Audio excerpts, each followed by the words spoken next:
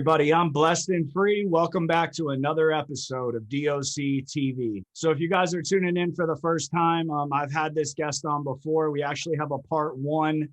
He was sentenced to life in the federal prison system for weed. I don't know if you guys heard that right. For weed, he was sentenced to life in federal prison.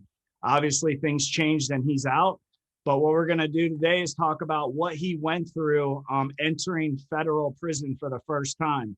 Before we get started, if you guys haven't, go ahead and hit that subscribe button and drop a comment and like this video. All right, man. So you're in federal prison. We stopped when you were in there for your first day. So how did the rest of that day go for you after you made that phone call? Well, like I said before, I ran into somebody that I knew that first day. It was just hours into the day, and he ended up calling home and getting on a three-way call with a buddy of his. Well, it ended up being a buddy of mine, also a mutual friend. So he called me over to the phone. You know, I got to start chopping it up and talking to him. So it kind of eased the road, so to speak. So it was definitely a blessing. It can get difficult in there if they don't know who you are and they're trying to figure out what you're in there for, who you are, and all this and that. So that paved the way for a little smoother transition, so to speak, that I seen that other people had to go through after me. So when you were in there, when say I go or anybody watching goes into a federal prison, right when you get into the GP dorm, there's people that approach you and want to see your charges, how long you got, and what gang you're rocking with. 100%. Yeah. As soon as you walk in that door, they want to know who you are. They want to get down to the bottom of it. So, and what happens if you're not in a gang or you're entering in there without your paperwork? How does that work? Well, usually you don't enter right with all your paperwork anyway, because you when you're transferring, you got bare necessities on you. So that's Right. why they usually say the rule of law in there is, well, you need to get your paperwork within 30 days because you can petition the court and get all of it or get it sent from your family. And they 30 days is well ample time to be able to get that. So Right. basically that's the rule of law.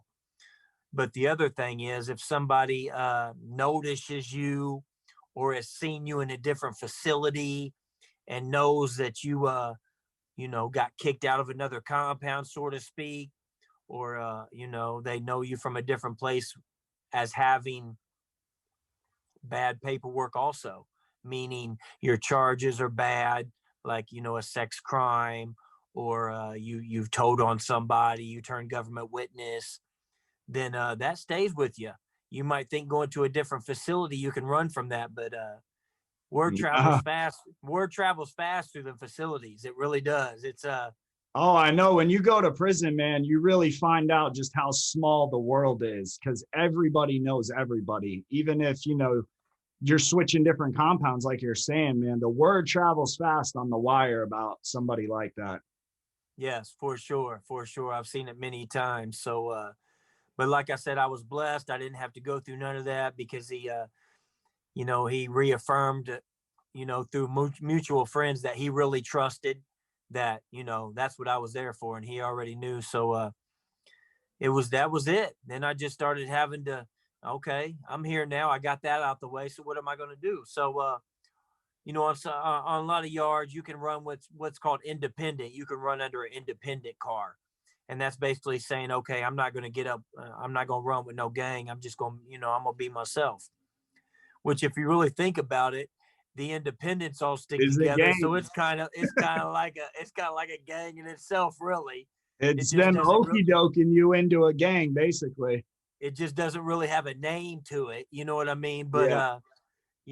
I mean, it is what it is. I basically just hung out with the Indiana guys a lot, the Christian guys, because like I say, I'm a Christian. So I hang out at the church a lot, and started programming right away. But on a daily routine, the doors pop at 5 or 5:30 and you got to get up. At United States Penitentiary, maximum security, you ain't sleeping in. You're up as soon as the doors clock. I mean, you're wearing your boots. Your stuff's popping off all the time. I mean, it's very violent. You never know what you're going to expect. You can feel the tension in the air from the morning, from the time the doors open till the time they shut. Damn. There's always something going on. What Always. would you say was the thing you saw the most going on? Like, was it people coming in with bad paperwork and then they're handling that, or was it because of other stuff? Like, what made it pop off the most that you saw? I would say just tension in between the different groups a lot. That's it. And then the second would be new people coming in. I The got first you. would just be natural tension that's just already on the yard from the different groups, or the drug activity, people not paying, just, you know what I'm saying, just stuff like that. Because the debts in there, when they accumulate the debts from either gambling or the drug debts, or anything like that, it turns violent real quick. So, But like, for you being a white guy entering, does the white gang, I'm guessing it's ABs and different other sets of that kind of stuff, do they approach you and try to like get you to probate and get you in, or is the pressure there like for you to get into a gang? Oh yeah, definitely. The pressure's definitely there. Yeah, because they're all trying to recruit. They, especially when they find out it's a good dude. You know what I mean? When they find a good dude on the yard, and know that he's straight, and especially, you know what I'm saying, that I stood up and took a life sentence on the chin. I mean, everybody, Yeah. everybody was trying to holler at me, but I had made it clear when I first got to that unit, and them guys, like I said, the guy that was, from my city, a real good dude, he was actually an arm member. And I had already told him, that, that's not really something I'm looking to do. I'm just trying to be me. I'm gonna walk this line right here. And nobody really had trouble with it because of, like I said, I had a little clout on the streets. You know what I mean? I'd been, a lot of people know me. I guess it was a blessing, you know what I Yeah. mean, that I ran into them. So it Yeah. definitely was a blessing. I didn't have to go through all that hard stuff that I seen other guys go through when they come in. And when I mean hard, I mean hard. It's really rough for a lot of people. When you say like it's hard for rougher for other people, what are some of the things you saw guys go through at the hands of like a gang? Well, let's just say, for instance, this one dude came in, he didn't have his paperwork. Nobody knew him. He was from a city. I think he was from, I'm thinking he was from Tennessee. And, the Tennessee car was pretty big down there. I was at McQuarrie, right on the border of Kentucky and Tennessee. So there was tons of Tennessee dudes. So they're pushing up on this dude. Nobody knew him from the streets. So he's like, you know, trying to survive. And then they're wanting to see his paperwork. And then it come down to he's having trouble getting it. And Red there flag. is no, yeah, Red because there flag. is no, yeah, red flag, because there is no trouble getting it. You Yeah. petition the court and it's going to come. So they're pushing up on him. And next thing he don't have it. And it's been 2-3 weeks. And why ain't you got it? And it came down to the end where, they just ended up jumping on him. And, I mean, it wasn't pretty at all. So, he definitely got a bad deal. He got the raw end of the deal for that. But I mean, it all came back because it was his fault. I mean, if he would have been honest with him from the start, I'm not saying that he would have been able to leave the compound with no incident, but it would have made it a little easier, and possibly he could have. Now it depends on the car and who's running it, and if these guys some of them just love the violence, man. Some of them just Yeah. they live for it. So it don't matter if you're honest with them. Hey, man, this is what I did. I told on my co-defendants, and if you want me to go ahead and go up and check into the shoe, then I'll go ahead and do that. Some of them, if you're honest with them, okay, we're going to walk you up there and we're going to let you go ahead and get this out. But other ones, they ain't trying to hear it. Yeah. You know They're what I trying mean? to I don't get care. you before you go to the shoe. Oh yeah. They're trying to get you whether you're honest with them or not. Dirty paperwork or not, some of them they're not gonna let you ride. Right. So I've seen a lot of that. I've seen a lot of people getting there and they try to get some fake paperwork. You Oh know what I my mean? gosh. There's a lot of people doing the fake paperwork. Our us criminals, bro, we'll come up with anything. Yeah, I seen a dude try to get some fake paperwork in, and they found out, man, it's easy. All you got to do is go on pacer.com and look up the person's name, and at pacer.gov, and you can see their whole uh, sheet, the whole everything, man, from every motion, from every court date, from everything that was filed, if they got a 5K1, what their charges was. So, I mean, it's hard to hide. You can't hide.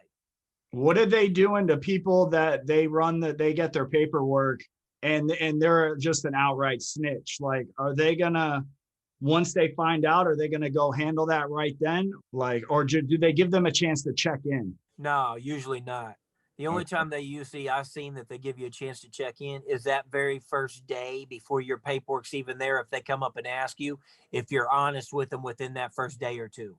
I If got you. they're waiting all this time and they've already started talking with you and maybe had you sit down and watch TV with them, so they're giving you a little lenience, and then your paperwork comes in and says, oh, there ain't no talking no more. Yeah, you're going the hard way. When you were in there, man, what did you see as far as like corruption within the guards and the inmates? Like, because in Florida prison, man, like the guards are through and through corrupt. And, if you try to fight against them, like if you write Tallahassee and try to, basically tell on them for doing their job wrong and shit, like they'll literally throw you in confinement and then spray you every day. I mean, they're killing people in confinement. What did you experience or see as far as the guards in the federal prison system with violence on inmates or the corruption that went on? I heard about some things. I never seen anything personally, except for one incident, and this was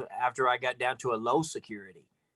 And but I heard about things. But at the United States penitentiaries, it's I mean, there's so much violence amongst the prison population that, I mean, you don't even pay attention to the staff. I mean, the Man. staff is your least worry because all the gangs and all the violence and all the tension, and the guards really just let people, they let the inmates, the prisoners, pretty much, run the show. You know what I Right. mean? And like I said earlier, the penitentiaries, man, they're very segregated. It's it's something that I wasn't used to. It's something that I wasn't brought up to be. And but it really is in there. Like if you go into the chow hall, the cafeteria, I mean, you got the white section, you got the Mexican section, you got the black section, and everybody sits like that. That's how it is. And like I said, I wasn't used to that, but I mean, that's how it is in there. Yeah, you're And kind of forced to get used to that, really. Sounds like. for the time being, you are, yeah. And then even back in the unit, they got, areas where the so-called white TV and black TV and Mexican TV, and I mean, I'm not trying to act like I was a big guy or nothing, but I pretty much walk like I walk. You know what I mean? I held my same composure. I didn't change. I stayed the same person that I was. And I was able to, to shake and move and to mingle in the different races. You know what I mean? And I'd sit down at let's say they call it a black table. And I'd sit down and play chess with my friend, with my buddy. You know what I mean? And Yeah. a lot of people weren't allowed to do that. You know what I mean? So I really feel like I was super blessed. You know what I mean? Because doors were open to me that weren't open to other people, I guess I can say. Yeah, well, that says something too about your character, man, because there's tons of people that get in that environment and they become followers instead of leaders, man, and it really changes with their whole character. And then now they're talking and saying something totally different than what they did, a year before they came into the prison. So salute to you, man, for staying who you are and not being conformed into that culture that prison has, because it's real easy, man, when you're in there to get caught up. I mean, and for you, even with a life sentence, like, I'm sure in your head you were like, well, am I going to have to deal with this for the rest of my life? And all that went through your head. So that's good, man, that you stayed who you are. That's solid. You know what I'm saying? Yeah, they even a lot of black guys in there even joked, I mean, had a little nickname for me, called me the real Red Dog, because I just like you said, I stayed real, man. That's how I was. I grew up. I went to inner city schools, man. I got all I mean, I got a lot of black friends, best friends, and Yeah. that wasn't going to change me. No matter how they act in there, I'm going to walk like I walk, and I appreciate you, because yeah, it was something. I had to get over the hurdle, and it happened to me pretty quick. And I just kept it moving, and it ended up being decent for me rather than what it was for other people. So how long were you in before like you started doing stuff to try to get out? Because I'm sure that was always on your mind. Like, how am I going to get out of this life sentence? How did it start for you, the fight to get your life sentence, overturned or whatever it is they did to get you out? Really, the fight started before I even got to the prison. After I got sentenced, I was in the county jail, still down in Texas, and I had my sister look up, what these people offer. You know what I mean? Let's try to get going. Let's try to get something going. Let's find out where these different places, because I had her look up Terre Haute, because I thought I was going to go to Terre Haute first, USP Terre Haute. So I had her look up programs, and she came across this one program called the Life Connection Program. And it was a faith-based 18-month residential program that was, it's one of the most intense programs in the BOP. So I was trying to hit the ground running like that. Hey, if I go here, they offer this, let's get this going. Let's try to stay out of trouble. Let's keep my name clean, because I'm not accepting this sentence. I'm not accepting it. I'm not going to walk like I got it. I'm not going to talk like I got it. I'm going to move forward at a good pace, and I'm going to do everything I can to get this, to cut this, to get this different, to not believe what it says on paper.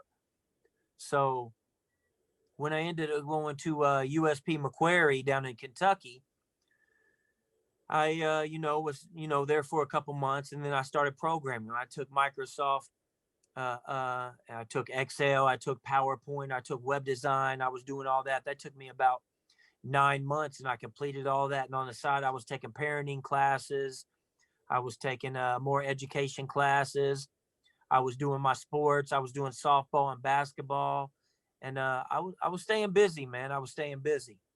I mean, yeah, we still chopped it up, and we still ate all together and watched our shows at night, and had a. I mean, we had a decent time for where we were at that point in our life. You got to make the best of where you were. I Yeah, you held got my to head do high. you got to do the time and not let the time do you. Otherwise, Yeah, you let the man, time do you, you're going to be on suicide watch somewhere with a life sentence. Believe me, yeah, I've seen it. exactly. So I held my head up, man. I kept pushing. I kept myself busy. I kept a journal. I wrote down some things that I seen, wrote down some things that I wanted to do.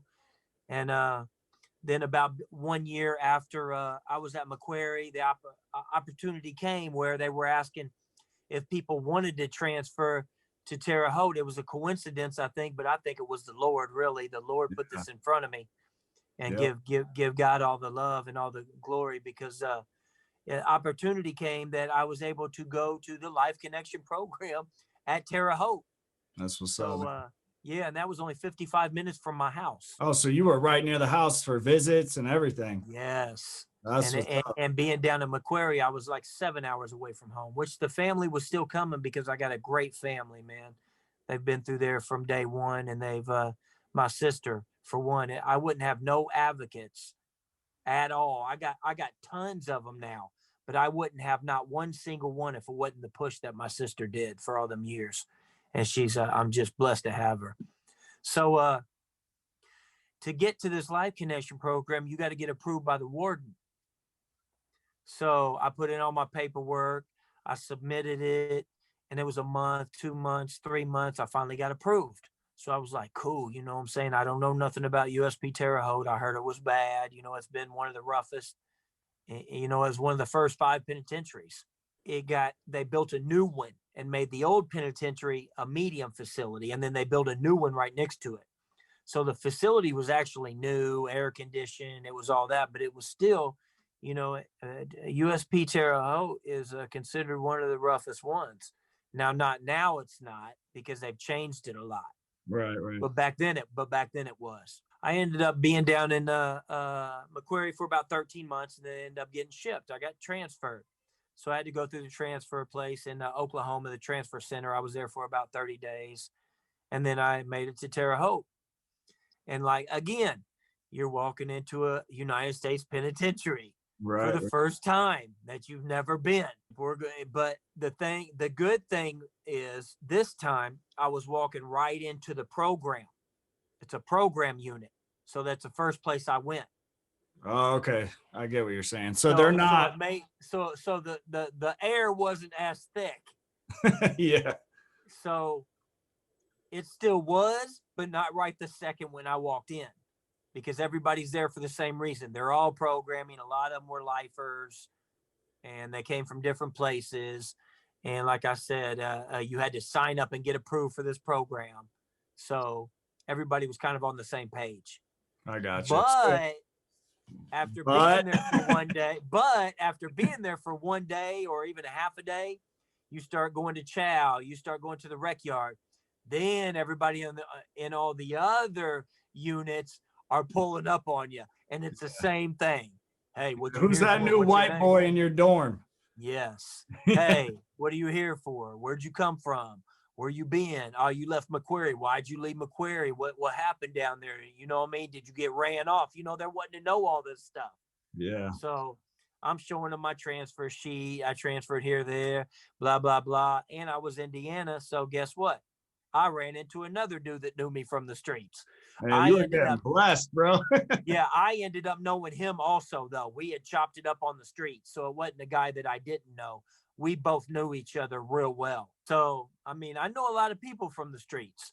So that was a blessing. And from then on, man, the path was laid. You know what I mean? I'm a good dude, got a life sentence, got good paperwork. I'm rolling. So So when did you finally run into Chad Marks? I didn't run into Chad Marks until 2018, the end of 18. We was actually in Lexington at a low facility. I had worked my way down. That was actually after I got the life sentence taken off of me, because Oh, okay. in 2017, see, you can't leave a United States. You got to be in a maximum security for 10 years if you have a life sentence. I got Well, you. in 2017, the Sentencing Commission makes the guidelines, and they actually had an amendment to the guidelines that they made. And it was called the Amendment 782, but the slang was called drugs -2. If you were a nonviolent drug offender and you weren't a career offender, you could petition your judge. It wasn't automatically given to you, but you could petition your judge to try to get it knocked down 2 levels. So if it knocked down me 2 levels, I would have been facing 360 months to life, which was 30 years to life. See, my guideline range already that I had was just life across the board. Damn, so bro. if this was to get approved, it knocked me down to where I could get anywhere from 30 years to life. The judge could still give me the same sentence, but she had the leniency now with this new law to go down to 30 years or anything in between. She could have gave me 30, 40, 50, 60, clear up to life. So I petitioned the court, and the Lord blessed me again. And she ended up giving me the low end. And let me tell you this, brother. It's weird to say that we rejoiced and ate and fixed food, and my family was rejoicing and everything because I ended up getting 30 years. Well, who in the world rejoices to get 30 years? That's what I was just thinking. Like, I Well, know it's a blessing. somebody with a life sentence does. That's who. Exactly. Yeah. Well, what I would be thinking in my head if I was in your shoes is, well, if they just dropped a life to 30, they might drop this 30 to 5 or 10 or something like that. So that would just set in my head more hope to keep fighting, honestly. Well, the thing is, in the federal system, a life sentence is the hardest to get off of you. And the going saying in there is, if you can get the L, that's how they say it, with that means life. If you can Right, get right. the L off, if you can get the L off of you, you can start chipping away then, like you said. So that 30 years, man, it felt like a new release on me. I mean, my out date was still 2037, but at least I had an out date. Right, So, exactly. we started pushing more harder then and started getting the advocates on board, because just to go back in 2016, I had a clemency petition in with Obama. And the last 2 days on January the 18th, 2 days before he left, I got denied. Damn. So I still had the life. So when this came and the judge gave me the 30, man, it was a blessing, man. It was a blessing. And we were rejoicing for the fact that it was a win. I mean, Right. was it a small win? Maybe in some people's eyes, but it was a gigantic win to me. We just kept pushing. And then the advocates, Trump came in there and we were pushing. And then, like you said, I got to Lexington because now, since the life sentence was off me, I had low custody points. I was able to move down from the security levels. You can't jump from a maximum to a low. So I had to go to a medium for a year. And that was in Greenville, FCI, right outside of St. Louis. And I had to stay there for 1 year. And then I could go to a low. So when you go from a penitentiary to a medium to a low, what were the first things you noticed that were different? I'm assuming the violence got less and less as you go down. Is that how it worked for you? Yeah, the violence goes down. It's still there, and the gangs are still there. And it depends on which medium you go to. There are a lot of mediums in the country that are ran like pens. But the one I was at, Greenville, it was pretty laid back. There's still, like I said, gangs, and there's still, but they don't, it's just not pushed as much. Do they still want to, make sure your paperwork's clean. They'll still check you in and run you up top. But the thing more, they want to check you in and run you up top more than just stomp you out. Right. Because they're not trying to get sent to a pen. You know what I mean? Oh yeah. It's that like tug of war, double-edged sword. Yeah, because they still want to keep the unit and the compound clean, but at the same time, you do too much and get too many shots, now you're going to a pen. Right. So it's that helps cut down some of the violence, but it's still there. It's definitely still there. But it was more laid back, more movement. The yard was bigger. The rec yard, I should say, was bigger. There were more sports. There was more activities. And like I said, I was only there for a year because I was just doing what's called a step down. Because I was at the pen, I had to step down there for a year. Then I went to the low. So when you got to the low, was that really when you started fighting to get this 30 off you? No, I started when I was at the FCI because Trump had gotten there because I was there I got there at the end of 17 and I only had to spit. So I started, Trump was there. So we were pushing for, okay, maybe he's going to do something different. So we started I put in my first clemency petition and, it was just sitting there. So, okay. So once I got to the low, man, the low was like, the low is bittersweet because at the low I was at, the doors don't even lock. I had a one-man cell by myself. You know what I mean? I'd never seen that, bro. I had neither. I had a one-man cell by myself. It was small, but it was mine. You know what I mean? It had a door on it. It had a door on it so I can shut the door. Their doors don't lock or anything, but it was mine. You know what I mean? Right. You don't got to deal with nobody. No, and that's the hardest part, dealing with Sellies or dealing with different personalities and all that. You know what I mean? It's not easy to do. No, I know, man. That's like probably the hardest thing in prison is dealing with everybody else. You know what I mean? Like that's another double-edged sword, man. Cause a lot of people say, well, if I went to prison, I'd go to confinement and I'd be fine cause I'm by myself. Well, everybody that says that hasn't been in confinement by themselves. Cause eventually you're going to crave like some human interaction. And then that's when you got to deal with all the different bullshit, the politics, the gangs and all that. So when you were at the low, that's when you ran into Chad Marks? Yep. That's when I ran into Chad. I got there before him and then he showed up. And, we ended up meeting and we were standing at the phone one day and I hadn't really said too much because, at the low facility, there's a lot of snitches, unpopular people. I guess I'll just put it nicely. In other words, chomos. All the above. Yeah. There's a lot of sex offenders. There's a lot of rats. So you want to be careful who you open that door with because you might not know who's going to walk through it. Yeah, I didn't talk to hardly nobody. My little circle was, so tight, it was ridiculous. But we all know who we could trust in there. And I hung out with a lot of Indiana guys because there was a big group of Indiana guys there. But so when Chad come in, I didn't really say much to any of the new guys that came in. They don't go up there when you first come in asking for paperwork and stuff there. You don't do that there at the low. You don't do that. So because if they find out you're going up there being political like that, they'll put you in the shoe. They'll ship you off the compound. They'll get rid of you. The staff will. Sounds like a big difference then from where you went to where you are. You know what I mean? I'm telling you, I went through a roller coaster. Sounds like it, bro. I went from the highest of politics and prison politics to the lowest where you can't do it because they'll ship you. So so weird how, but it's all the same system. You know what I mean? Yep. Yep, all the same system, but it's night and day depending on where you are. So we're standing by the phone, and I'm like, I look at him, I'm like, another white guy had already talked to him. A couple black guys had already talked to him, so I seen him talking to him. So I was like, "What's up, man?" And I started talking to him a little bit, and he said, "Yeah, I'm trying to get out. I got the sentence." I said, "Yeah, I got a life sentence also, or I had one. Now I got 30 years."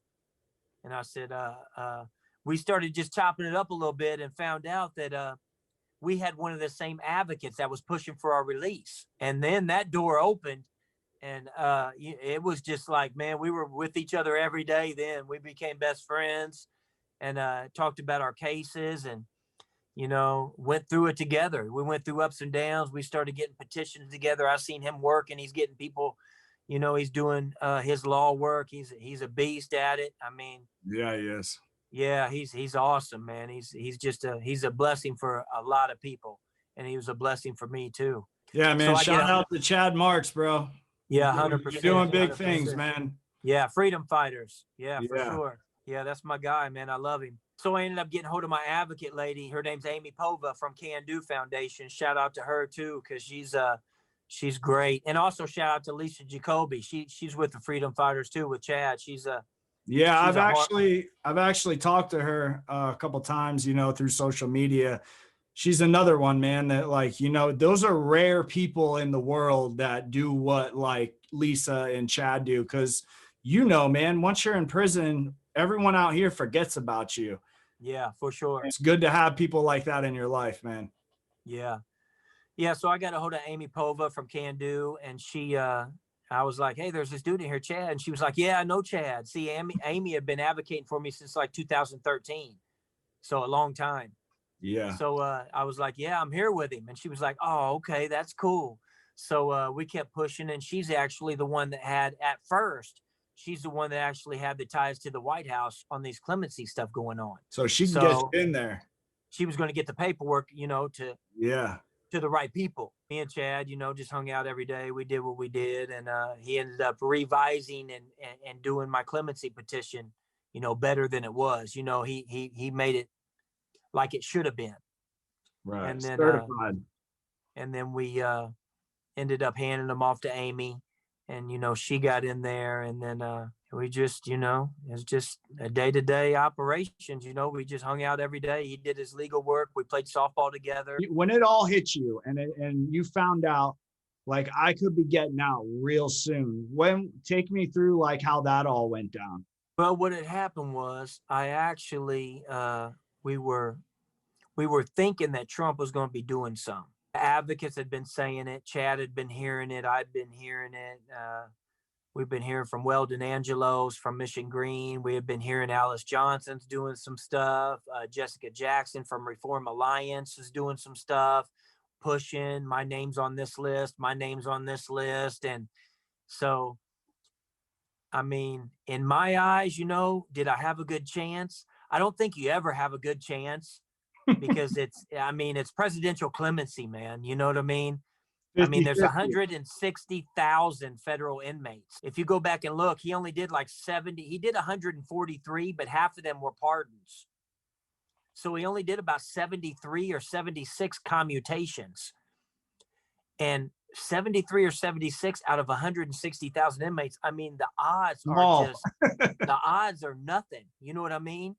So, I mean, it's definitely a God thing, for sure. Your God, bro, has done a lot for you, man. Oh my gosh. Yes, he has. Yeah, man. And for all them years, I'd stopped and prayed, God, are you listening to my prayers? Are you hearing me? And it's all at one swoop. I heard you, and here it is, and here you go. Yeah, Right that's at the crazy. end. And I was like, man, they always say it's not on our time, it's on his time.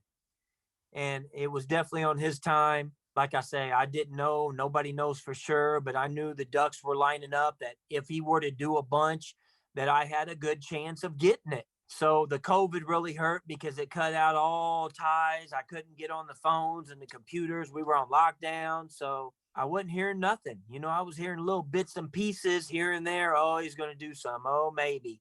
Oh, he's going through a lot. We don't know. And it was just stressful. It was I stressful. bet, man. I'm sitting in the cell and I'm hearing that he did some in Thanksgiving, but it was just a couple and here and there. And then Christmas is coming up. Oh, he's going to do some now. And then he just did 3 or 4, and then some pardons. He did a bunch of pardons. So I'm like, man, this is crazy. And then he didn't win the election. And we're like, oh, is he going to do any now? Because, he got screwed in my eyes. I don't know what happened, but I mean, he's upset. You know what I mean? Is he going to do anything? Yeah, So yeah, for everything's real. going through our heads. And Chad had already left at this point. He got out in July. So he's already out. So he's writing me as much as he can. Man, we're pushing. We're doing everything I can. He's making T-shirts with my picture on it. He's just being in beast mode for me. And I can't thank him enough. He's just, you always hear guys when they get out, they say, I'm going to be there for you. I'm going to do this. I'm going to do that. You I hear know that. all about that.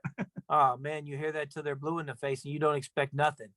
Well, I didn't think that about Chad because I could tell his character. We were with each other every day. You know what I mean? I could tell there's something different about him.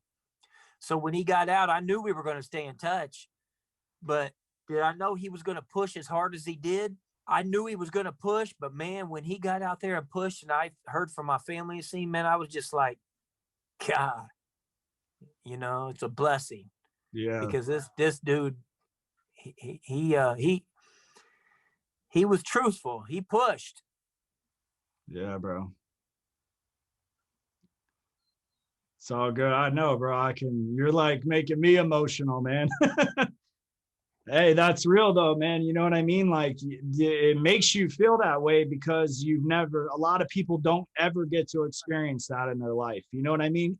Family will leave you, you know what I'm saying? But for somebody you meet in prison and then you get out, man, it's just like says a lot Yeah. about somebody, you know what I mean? So For sure, for sure. So he's contacting with my family and all the advocates and pushing as hard as he can. And then at the end, what I heard was, like I said, Weldon Angelos and Alice Johnson and Jessica Jackson, along with many, many, many others. You know what I mean?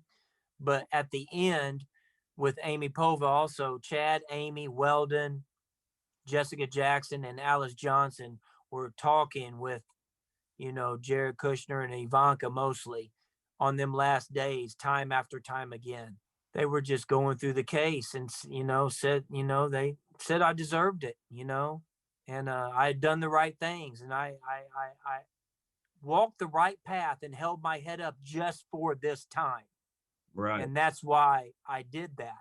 For if there was a time that could possibly come for me to get some kind of play, I need to do this for these years and do the right thing.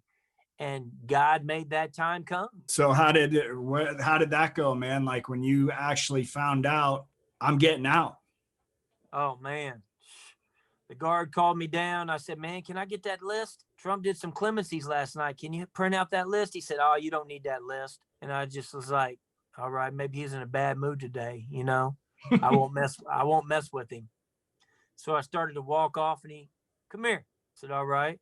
I said, can I at least use the phone today? Because they were going to start letting us use the phones because we were coming off a lockdown a little bit at a time. Not a lot, but a little bit. I walked back in the office, man. He turned the computer screen around from his desk and pointed right to my name. And at the top of it, it said, presidential clemency granted. And That's man, crazy. yeah, I just yelled, praise the Lord. I bet you were running around and shit. Everybody else walking around knew. They just knew by my reaction because they all knew I was You were in potentially the fight. seeking it Yeah. and definitely fighting. They were fighting for me. They were praying for me. They were, wishing me the best. So it was definitely, everybody was coming up, and it was, yeah. So when you got that, man, and who'd you call first when you found that out? Did you get right on the phone and call your family? Well, I had to wait a couple hours because they had the phones turned off because of lockdown. So Oh, yeah. okay. So So I had you to had wait a time couple to hours. plan it. Then I called my mom and found out that they found out at midnight the night before. Oh, damn. So they're all That's cool, knowing, bro. and they're not knowing when I'm going to get out, and they all knew, so they couldn't sleep. My sister's already heading down from Chicago. My daughter's heading in from Virginia. They're all heading in. A friend's heading up from Alabama. They're all heading up because they just want to be there. So how long were you in after you found out to the day you walked out? No, I left that day. Oh, damn, they got you out of there Presidential quick. clemency, you have to be out that day. You can't be there after 11:59 that night. Damn. So I found out at 9 o'clock, and they actually gave me a release at 6 o'clock. I walked out the prison at 6 o'clock. So, hey, if you guys have been tuning in, man, this guy's been through the ringer. He's got a crazy story. Really, though, the time kind of starts when you get released from prison, especially somebody like him that was been in for 10 years. That's how so many people go back, and recidivism is so high because you almost get caught up in the whole like institutionalized moment. And when you finally get out, now like the responsibilities start. What are you going to do for employment? Can you get employment? You know, where are you going to live? Stuff like that. So what we're going to do is do a part 3 to this episode so we can find out what Jimmy's, going through now in his life and what he's doing. If you guys haven't, man, go ahead and hit that subscribe button and turn your post notifications on all. So when we drop part 3, you can hear it first. And with that, it's DOC TV, and we're out.